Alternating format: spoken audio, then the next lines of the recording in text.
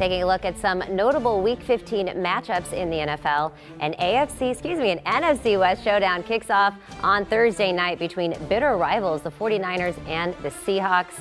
Then an NFL triple header on Saturday, including the Dolphins taking on the Bills in Buffalo. And Sunday night features an NFC East matchup between the Commanders and Giants in Washington. Here to help us get our pocketbooks right with some early NFL leans is the two-time Super Bowl champion, Bryant McFadden.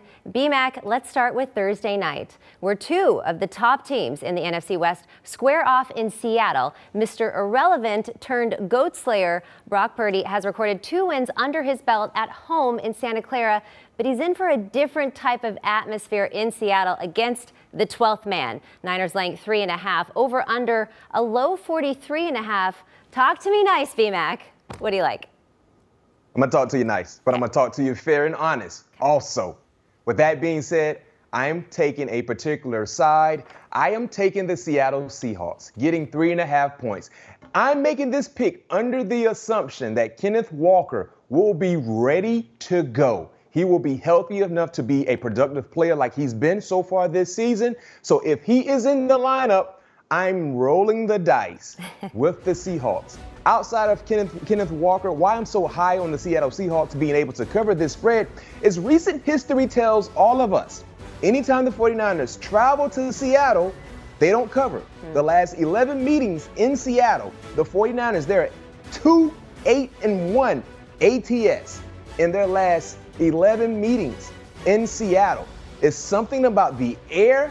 It's something about the water. It's just something about the environment. Anytime San Francisco goes to Seattle, it doesn't matter who's the quarterback. It doesn't matter who's the running back, who's the coach, who's the linebackers. They struggle in covering. And also, we also must remember, it was a huge letdown from Seattle a week ago at home against the Carolina Panthers. This is a prime time matchup. You know their fans will be fired up. As you mentioned, Katie, we've seen pretty good play from Brock Purdy at home. Home cooking is always good. But sometimes when you go on the road, that cooking doesn't taste the same. So we might see some rookie-like struggles, to say the least, from Brock Purdy. So give me the Seattle Seahawks covering this spread. And oh, by the way, it's 3.5, but you guys know how I roll, Katie. If you want to buy it up, a half or a full point, do so. Whatever it takes for you to feel comfortable in taking the Seattle Seahawks, do it. Yeah, I think under the field goal at the 2.5, if you want to buy a whole point, would work. And look, I don't like it, B-Mac. Obviously, I don't like to hear that, but it's hard to argue with everything that you just said. The trend is not the friend for the 49ers in this matchup, but we'll have to see how Brock Purdy does. Now to the AFC, the Dolphins will continue their road tour in Buffalo. Down 3 games in a row, the Bills sit atop the division and can clinch a playoff berth with a win. The weather forecast is going to be cold. Temps below 30. Tua has never played an NFL game in freezing temperatures. He's 0-4 with a 61.6 passer rating in the 4 coldest games of his career. And just last week, Miami resorted to using sideline heaters in Southern California. They're in for a rude awakening here. Bills favored by just over a touchdown, total 42. How do you see this one? I love the total. I love the under. You talked about Miami being out in Southern California where it was mid-50s, low 50s. They had heaters on the sideline. What are we talking about? Like SoFi. I understand it's not all the way closed in, but it's 55, 54, 53 degrees and you had heaters on the sideline. That's not what you want to hear if you have any hope the Miami Dolphins can do anything productive on the road against Buffalo. You talked about how cold it will be. Potential snow as well. I'm hearing they're saying anywhere between 4 to 7 inches of snow. That's not good for a Dolphin, especially if you're not used to being in the snow. I don't expect to see the fish swim a lot. So I love the under. I don't think Tua Tagovailoa will generate enough points to surpass this total, which is set at 41. It's set at 41.5. So the under is the way I'm leaning. I understand Josh Allen. He's used to playing in these type of conditions, but let's keep it real. Offensively, they haven't really been super efficient or consistent. And one thing I know about Buffalo, they become one-dimensional just by trust. They don't want to run the football. If you're running the football, you can have success against Miami. You throwing the football, now you can make things a little difficult. I think Josh Allen will generate production against the Dolphins, but in regards to surpassing this total set at 41 and a hook, I love the under. I don't expect to see anything from a Dolphin that's laying in snow. Dolphin laying in snow. Yeah, the picture in my head is not a good one. Now let's move on to a warmer game. The boys head to Jacksonville to take on the Jags. Dallas favored by 4.5. This total's a bit higher, 47.5. BMAC, as good as the Cowboys have looked, they just barely beat the Texans, whereas the Jags pummeled the Titans 36-22 as 3.5-point dogs. Where are you leaning with this matchup? I love the total, but I'm concerned and I'm a little afraid. Looking at how good the Cowboys defense has been, why is this set so high? I hate these type ball games because it stresses me out. I want to take the under. But what's going on with this line? I understand. I know people watching me right now, they feel the same way. Yes, why is this set so high? I'm going to pay to see it. Give me the under. Dallas, number 2 in sacks, 48 sacks right now in counting. They're number 3 in points allowed, only allowing 17 points per ball game. Heck, the Jaguars not that bad either. They're top 15 in the league, allowing 22 points per ball game. I love the under in this ball game because I do believe they will put pressure on Trevor Lawrence. They've been consistent in doing so. I do believe they will limit scoring opportunities for the Jacksonville Jaguars. And you talked about the letdown of a performance. Yes, they won, but they struggled. So you know the sense of urgency has to be there for the Dallas Cowboys. And when you transition to the Cowboys offensively, they're not the type of offense that believe in just throwing the football around the yard. No, they love to run. When you look at what they've done the entire year, they're top 8 in the National Football League in rushing attempts. That has been their calling card for their success on the offensive side, Katie. So if you're running the football, you're utilizing the clock.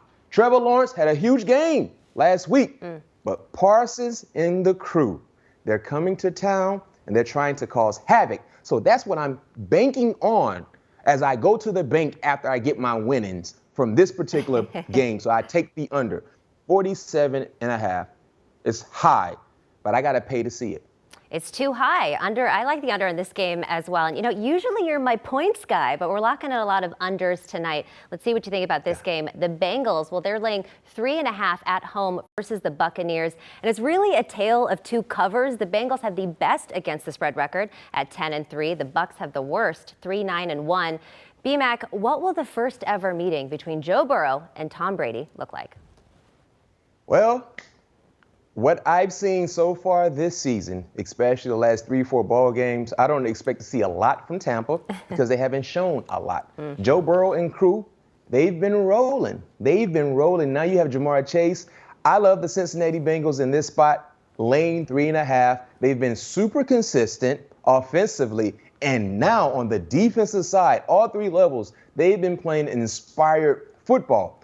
What have we seen from Tampa that makes us believe they can win this ball game or better yet cover? Nothing. I understand we keep believing in Tampa because they have Tom Brady. But this year's Tom Brady is not the Tom Brady that we've seen in years past. Their team is bad on both sides of the football. And they've been a disappointment week in and week out, getting embarrassed to say the least. So I got to go with Joe Cool Burrow. Joe Mixon is back. Chase. We don't know the status of T. Higgins, but I like what I'm seeing. And oh, by the way, you talk about 3 and a hook. That hook can be very, very scary for some bettors. But I'll buy it down to 2.5. That means a McPherson field goal gets you all the way in direction to the bank. So that's what I would advise. If you're a bit scared of that hook, go ahead and do what I just did. Buy it down to 2.5. I love this bet, BMAC, and I got to tell you, I'm not afraid of the hook or the point in this one. I already put this ticket in. And why? Because here's a fun nugget about teams coming off of playing the 49ers. They're 1-11 straight up and 2-9 against the spread the very next week. Only the Chiefs have recorded a win following playing SF, and they had a bye week to recover. So now let's move on to the Sunday night game. BMAC, it's essentially a 4-team race between the Giants, Commanders, Seahawks, and Lions for 2 playoff spots in the NFC, with the winner of this Giants-Commanders rematch having the best chance to make it in. It should be an extremely tight game. How do you see this one? Yeah, hopefully we won't see a tie. I hate ties, by the way. I do agree with you, by the way, Katie, when you talk about a tight ball game. Yes, that's what I anticipate seeing between these two ball clubs. But in regards to taking the side or attacking the total, I'm attacking the total. Once again, it's an under the cover type of matchup. It's getting a little cold outside. So you need to get under the covers, and that's what I'm doing with this matchup. And here's why I'm taking the under in this ball game. You look at the Giants offensively, they don't really blow you away in regards to explosive like points. They don't just break the scoreboard. They do it the old school way, which is running the football with Saquon Barkley. And I agree with that because when he's running the football, they have a fighting chance. But when you talk about scoring points, they're only averaging around 20 points per ball game. They're on the road. They're playing against a defense where you talk about guys that can put pressure on opposing quarterbacks. The Commanders can do so. Potentially, it may get Chase Young back into the fold as well. That would be huge. And you're playing against an offense that has been known to allow sacks. Daniel Jones is the second most sacked quarterback in the National Football League. They have surrendered 41 sacks. That's not a good recipe. I love the inspired ball they're playing on the defensive side for the Giants, and I like their matchups in regards to what they could provide against Taylor Heineke and crew as well. So I don't expect to see an explosion of points. So I'm taking the total once again, and as I mentioned, it's getting a little nippy outside. It's time to get under the covers. So give me the under. Under the covers and under the point total. Let's take a second look at those picks. Well, B-Mac, he's all over the under. He told you, get under the covers. It's cold right now. He also likes Joe Burrow taking on Tom Brady and winning there. And unfortunately, he likes Seattle as well, which kind of hurts my feelings, but I understand why he did it. Time now for your Week 15 parlay. And you know, or I know, that you've got a winning ticket for us. B-Mac, what's on the slip? I'm so fired up. I got a four-legger. You guys know how I rock and roll. Four Horsemen with my favorite wrestling group growing up, and I was Ric Flair. With that being said, I hope you got your pocketbooks ready and you got your wallets ready because I got a nice cash-in ticket for you guys. Give me the under with Buffalo and Miami. I talked about the frigid temperatures that will affect the Miami Dolphins. Like I said, last time I checked, I never seen a dolphin swim in snow. Can't happen. It won't happen this Sunday. So that won't happen this weekend, by the way. So give me the under. Give me the under with the Cowboys and the Jacksonville Jaguars. Give me Kansas City lane 14 to the Houston Texans. This is a get-right opportunity for Pat Mahomes and his crew to explode the scoreboard with points against the Texans. And give me the under with the Commanders and the Giants. As I mentioned, the Four Horsemen were my favorite wrestling group. So I have a four-legger for you guys every Tuesday. I love it. That is the two-time champ, Bryant McFadden. Always a pleasure. Thanks for your time.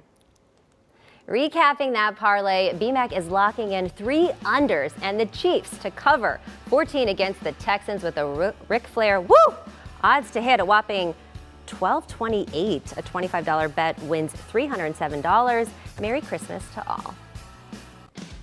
For more of B-Mac, be sure to check out his podcast, All Things Covered. Alongside All-Pro Vikings cornerback Patrick Peterson, the guys give a unique perspective into everything NFL and are even joined by some of the biggest names in sports. Video episodes available on their YouTube channel as well. The All Things Covered podcast. Download and subscribe today. Do you want a sports network that delivers everything that matters about the game? The highlights, the picks, the instant analysis, no yelling, no fake debates, no politics. Hit the subscribe button and never miss a moment.